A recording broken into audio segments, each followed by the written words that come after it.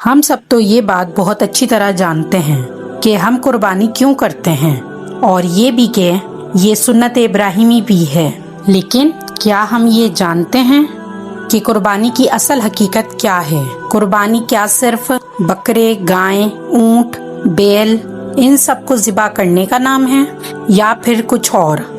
Welcome to then and دنیا lab. قربانی کی حقیقت کو سمجھنے کے لیے پہلے ہم حضرت ابراہیم علیہ السلام کی زندگی پر تھوڑی روشنی ڈالیں گے تاکہ آپ جان سکیں کہ یہ قربانی کیوں سنت ابراہیمی کہلاتی ہے۔ تمام تعریفوں کا مالک اللہ ہے، لیکن کیا آپ نے کبھی سوچا ہے جس اللہ کے لیے تمام تعریفیں ہیں، اگر وہی رب اپنے کسی بندے کی تعریف بیان کرے تو اس کا مقام اللہ کی نظر میں کیا ہی ہوگا؟ اللہ پاک قرآن میں سورہ بقرہ میں حضرت ابراہیم علیہ السلام کے لیے فرماتے ہیں کہ ابراہیم تو وہ تھا جسے ہم نے چن لیا تھا دنیا میں، اور بے شک ابراہیم آخرت میں ہمارے نیکوکار میں شامل ہوگا، اور جب بھی ہم نے ابراہیم کو حکم دیا وہ ہمیشہ ہمارے حکم پر تیار تھا۔ قربانی کو سنت ابراہیمی کیوں کہا جاتا ہے؟ حضرت ابراہیم علیہ السلام کی یادوں میں سے ایک یاد ہے جو اللہ نے قیامت تک کے لیے انسانیت میں باقی رکھی ہے۔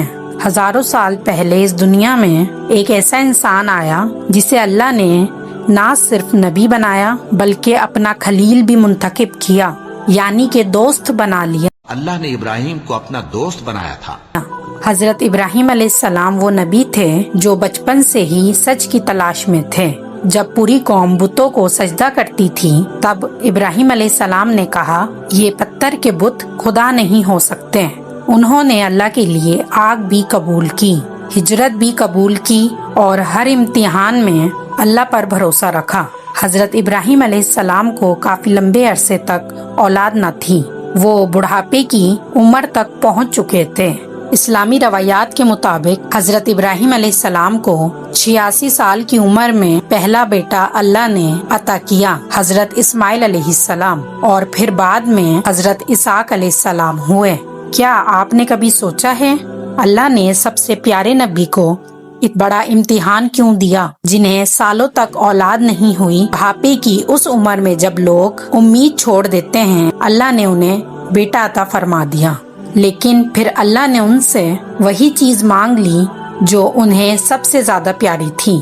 حضرت ابراہیم علیہ السلام نے خواب میں دیکھا کہ وہ اپنے بیٹے کو اللہ کے لیے ذبح کر رہے ہیں۔ حضرت ابراہیم علیہ السلام سمجھ گئے کہ یہ اللہ کا حکم ہے۔ سوچئے، جس بیٹے کو ابراہیم علیہ السلام نے بڑھاپے میں پایا، اللہ نے وہی بیٹا ان سے مانگ لیا، اور حیران کر دینے والی بات یہ تھی کہ اسماعیل علیہ السلام نے بھی کہا، ابا جان، آپ کو جو حکم دیا گیا ہے وہ کر دیجئے۔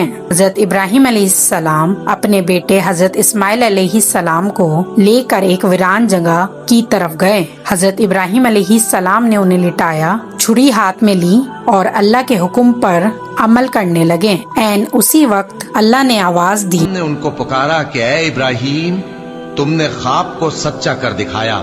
ہم نیکوکاروں کو ایسا ہی بدلہ دیا کرتے ہیں۔ بلا شبہ یہ کھلی آزمائش تھی، اور ہم نے قربانی کے ایک بڑے جانور سے ان کا یعنی اسماعیل کا فدیہ دیا۔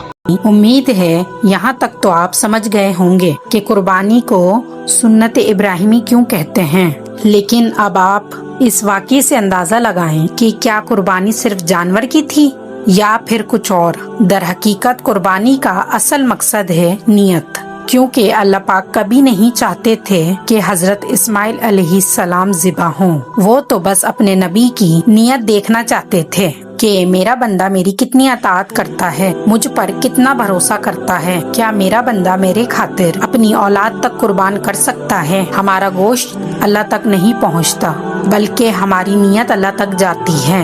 حدیث میں آیا ہے کہ قربانی کا جانور عیب سے پاک ہو، صحت مند ہو اور اچھا ہونا چاہیے۔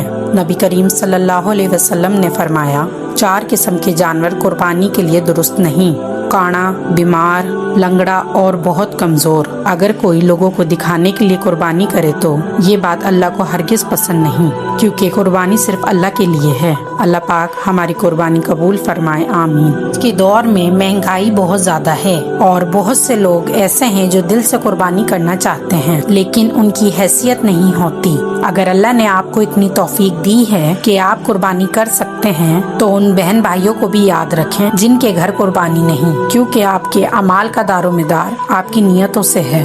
अल्लाह पाक कुरान में फरमाते हैं, तक न उनका गोश्त पहुंचता है और न खून, बल्कि उस तक तुम्हारी परहेजगारी पहुंचती है। अल्लाह पाक हमें समझने की तौफीक दे, आमीन। अगर आपको मेरी वीडियो अच्छी लगी तो लाइक करें, सब्सक्राइब करें और बेल आइकन पे क्लिक करें ताकि नई आने वाली अपडेट आपको जल्द मौसूल हो। अल्लाह हाफिज।